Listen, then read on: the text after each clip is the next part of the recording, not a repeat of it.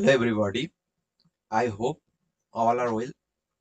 তো আজকে আমরা যে ইংলিশ ল্যাঙ্গুয়েজ ইংলিশ লিটারেচার সেটার সম্পর্কে বিস্তারিত আলোচনা শুরু করবার পূর্বে বা এই যে আমাদের জানা যে পথ সেটাতে এগিয়ে যাওয়ার পূর্বে অনেক কিছু বেসিক জিনিস আমাদের জানতে হয়। তার মধ্যে একটা যে ইংলিশ ল্যাঙ্গুয়েজ আজকে যে রূপে আমরা দেখছি জানছি বা পড়ছি সেটা কিন্তু এই একদিন দুদিন বা কয়েক বছরের আহ, মধ্যে কিন্তু হয়ে ওঠেনি। তার পূর্বে সেটা অনেক ভাবে ইনফ্লুয়েন্সড হয়েছে বাইরের বিভিন্ন কালচার দ্বারা, পাওয়ার দ্বারা। ওকে, তো এই যে ল্যাঙ্গুয়েজটার আজকের এই যে রূপ, তার মধ্যে স্ক্যান্ডিনেভিয়ান যে ইনফ্লুয়েন্স ইংলিশ ল্যাঙ্গুয়েজের উপর, সেটা কিন্তু আমাদের বিভিন্ন ইউনিভার্সিটির সিলেবাসে ইনক্লুডেড, এবং এটা থেকে একটা কোশ্চেন এসেই থাকে, একটা ব্রড টাইপ কোশ্চেন এসেই থাকে। ওকে, তো এই যে Scandinavian influence on English language সেটাকে আজকে আমরা জানবো, এবং এটাকে আমি এখানে একটা নোটস রূপে প্রেজেন্ট করেছি, এবং সেটা অবভিয়াসলি ডিসকাস করব। এবং তোমাদের যদি এই নোটসটা কারো লাগে, অবভিয়াসলি নিচে কিওয়ার্ড দিয়ে আছে। Besides that I have also provided the telegram channel link. You can follow and join the telegram and have the material or pdf at just free of cost. ঠিক আছে? এনিওয়ে, সো এই যে Scandinavian কথাটা যে আমরা বলছি, Scandinavian ব্যাপারটা কি, এটা কোন জায়গা, এটা কোথা থেকে আসছে?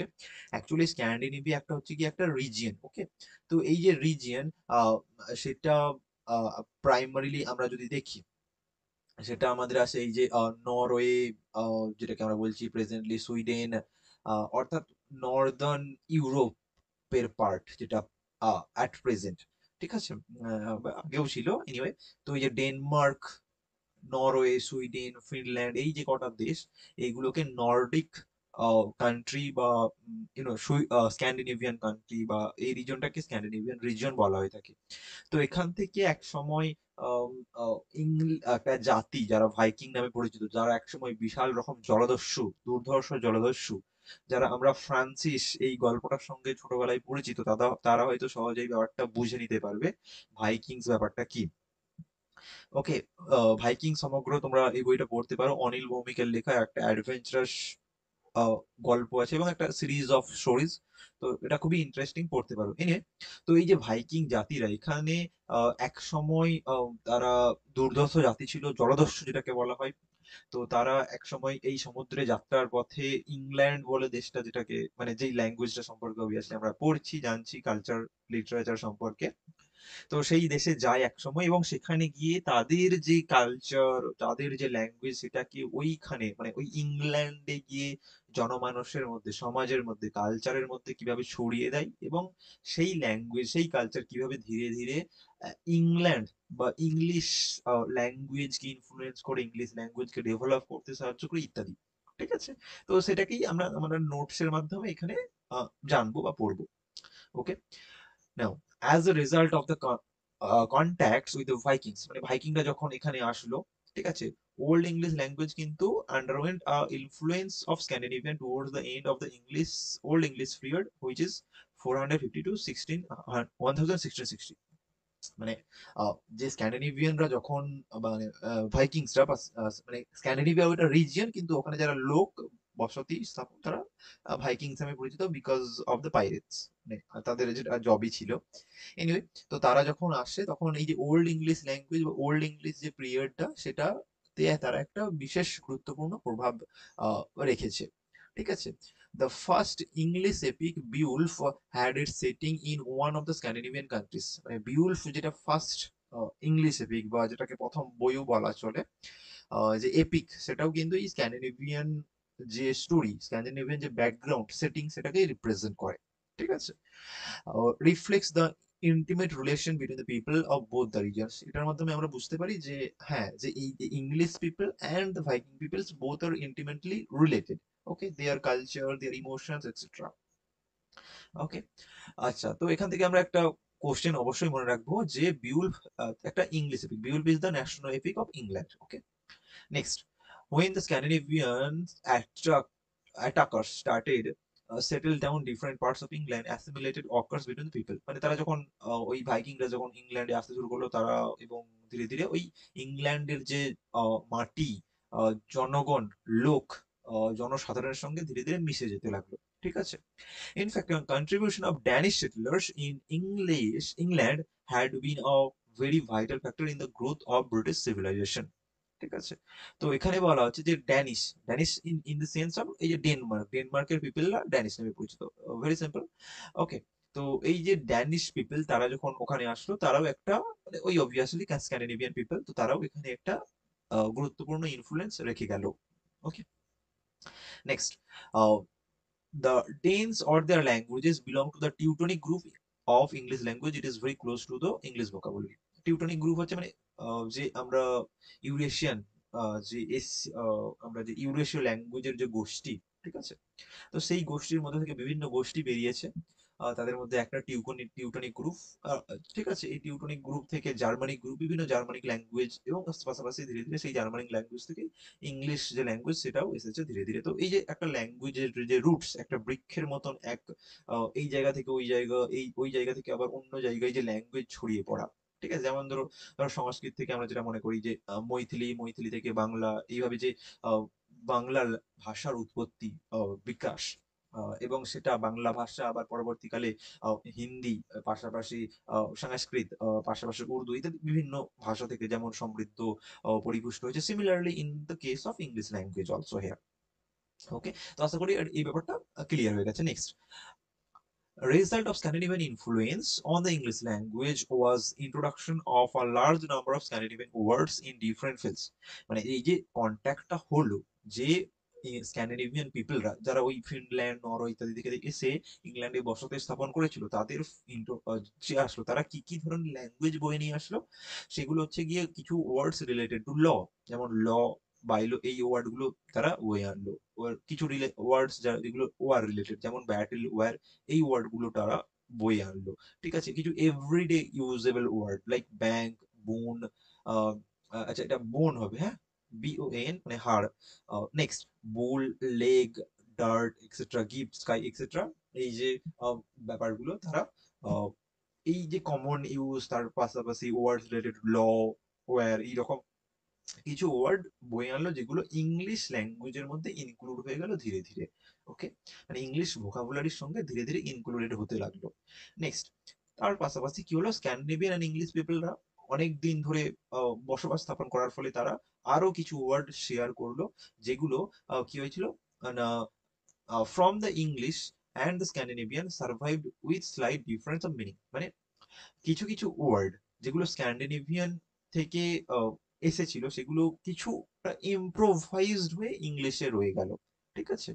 যেমন ধরো এই যে হোল, নোল, নো, নে, ঠিক আছে, এই যে ওয়ার্ড গুলো, ঠিক আছে, হোল, নোল, নো, নে, ফ্রম, ফ্রো, শার্ট, স্কার্ট, এই যে এই ওয়ার্ড গুলো কি হলো, স্ক্যান্ডিনেভিয়ান থেকে নোল ওয়ার্ডটা আসলো, সেখান থেকে একটু ইম্প্রোভাইজড হয়ে স্লাইটলি চেঞ্জ হয়ে গিয়ে হোল শব্দটা ইংলিশ ভোকাবুলারিতে অ্যাড হলো। মানে ইংলিশে হোল বা নোল কোনো শব্দই ছিল না।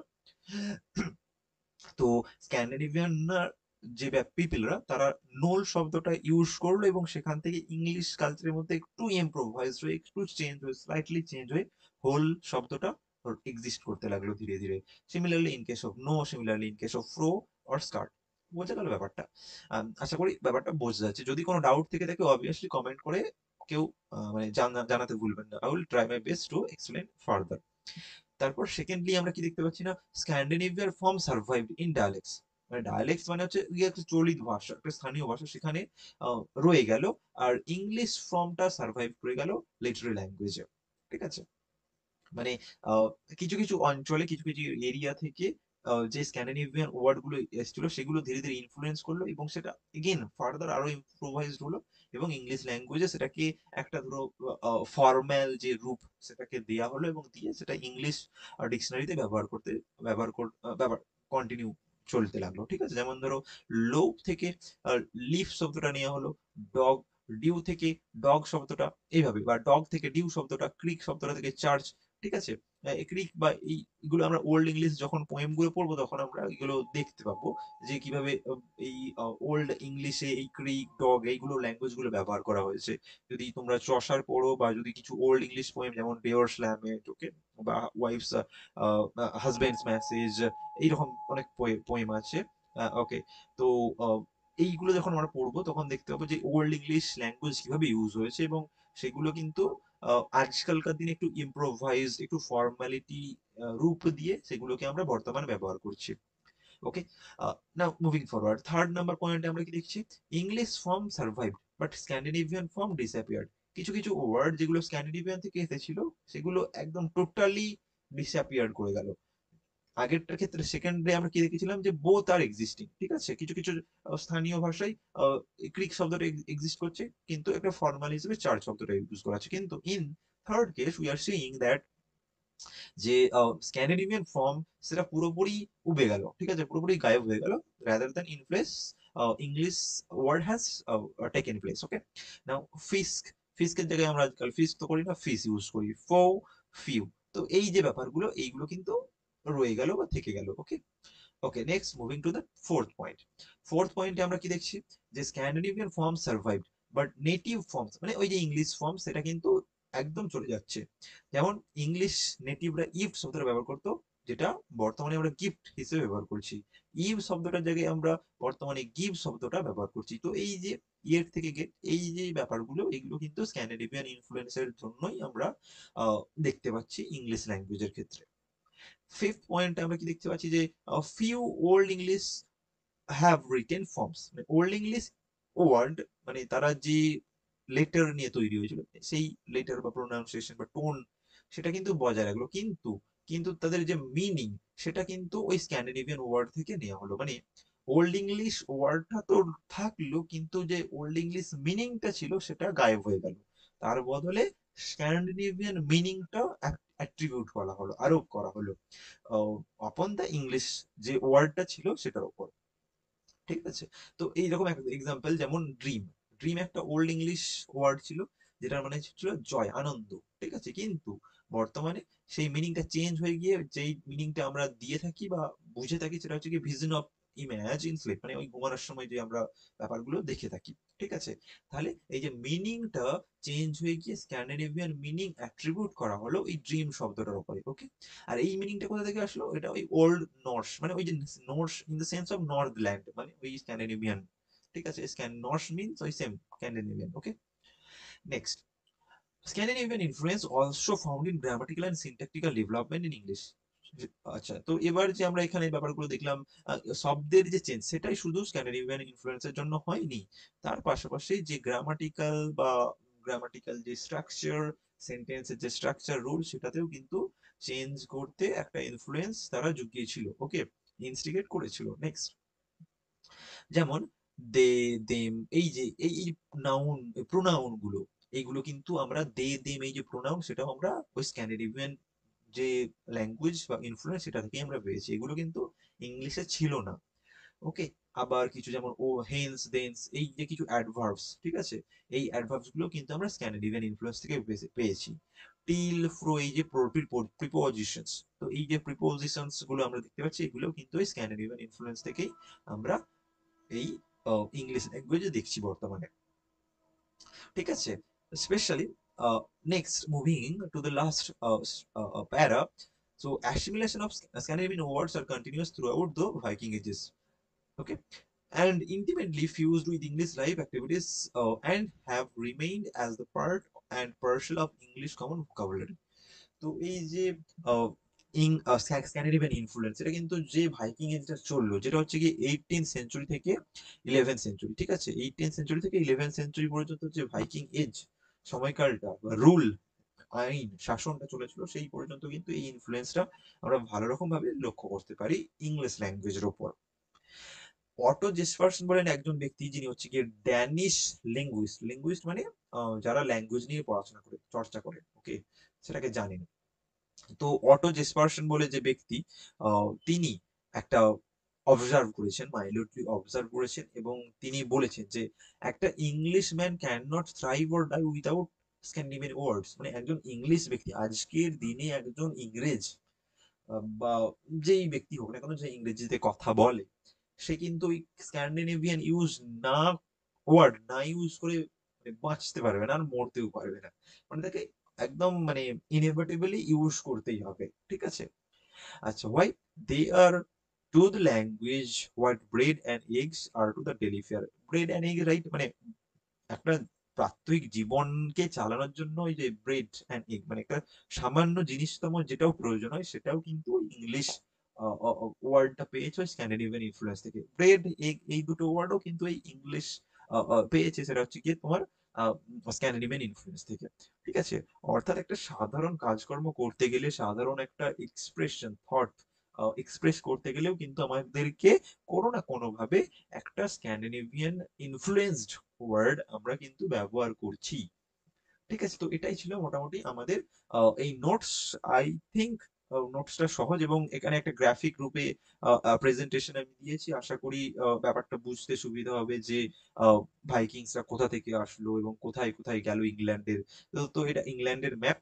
ওকে, তো একটা সাজেশন, তোমরা যারা পড়ছো বা তারা কিন্তু একটা ওয়ার্ল্ড ম্যাপ অবশ্যই তোমাদের পড়ার জায়গার সামনে, সেটা পড়ার টেবিলের সামনে হলে তো অবশ্যই খুবই ভালো। অবশ্যই একটা লাগিয়ে রেখো, টাঙিয়ে রেখো, তাহলে একটা ব্যাপারগুলো বুঝতে সুবিধা হবে। কারণ এখনকার রাইটার তো একটা শুধু ইংল্যান্ড থেকে বিলং করে না, কারণ ইংলিশ ল্যাঙ্গুয়েজটা আজকাল শুধুমাত্র ইংল্যান্ডের মধ্যে সীমাবদ্ধ নয়। ইন্ডিয়া থেকে অনেক ল্যাঙ্গুয়েজ, অনেক ব্যক্তি ইংলিশে লিখছে, অস্ট্রেলিয়া থেকে, আফ্রিকান, ল্যাটিন আফ্রিকা, এই যে বিভিন্ন রিজিয়ন থেকে তারা লিখছে, তো তাদেরকে আইডেন্টিফাই করা, মার্ক করাটা অনেক সুবিধা হয়ে পড়বে। এবং তারপরে পোস্ট কলোনিয়াল বা গ্লোবালাইজেশন ওয়ার্ল্ডে একটু আইডিয়া রাখাটা খুবই দরকারি। এনিওয়ে, সো আমি নোটসটাকে অনেক সহজ করে রিপ্রেজেন্ট করার চেষ্টা করেছি। I hope it is easily comprehensible to you. যদি কোনো সমস্যা হয়ে থাকে অবভিয়াসলি কমেন্ট করে জানাবে, and if anyone has any doubt again obviously আমাকে জানাবে, and I will try my best to make it more easier for you. Anyway, তো and one more important thing, that this note, যদি তোমরা চাও কেউ এই নোটটা, এটা কিন্তু ফ্রিলি অ্যাভেলেবল এই টেলিগ্রাম চ্যানেলে। ওকে, তোমরা জাস্ট ইজিলি এই কিউআরটা স্ক্যান করে টেলিগ্রাম চ্যানেলটা জয়েন করে নিতে পারো। বিসাইডস দ্যাট, যেমনটা বললাম, আমি কিন্তু টেলিগ্রামের লিঙ্কটা ডিসক্রিপশন বক্সে দিয়ে দিয়েছি, সেটা থেকেও তোমরা টেলিগ্রাম চ্যানেলটা জয়েন করে এই পিডিএফটা ফ্রিলি অ্যাভেল করতে পারো। ওকে, আচ্ছা, এখানে একটা ইউনো ট্রান্সলেশন রূপে দেওয়া আছে, বাট যদিও এটা প্রপারলি ফলো করে না। এনিওয়ে, বাট আই হোপ একটা ইজি ওয়ে আন্ডারস্ট্যান্ডেবলের জন্য এটা হেল্প করতে পারে, সেই জন্য এটাকে দেওয়া ট্রান্সলেশন রূপে। যদিও এটা এগেন প্রপারলি ওই ইংলিশটা ফলো করে না, কিছু ওয়ার্ডস নোটস দেওয়া আছে, and I hope this will be helpful for you to understand the note far more better. Okay, anyway, so thank you for being with this video.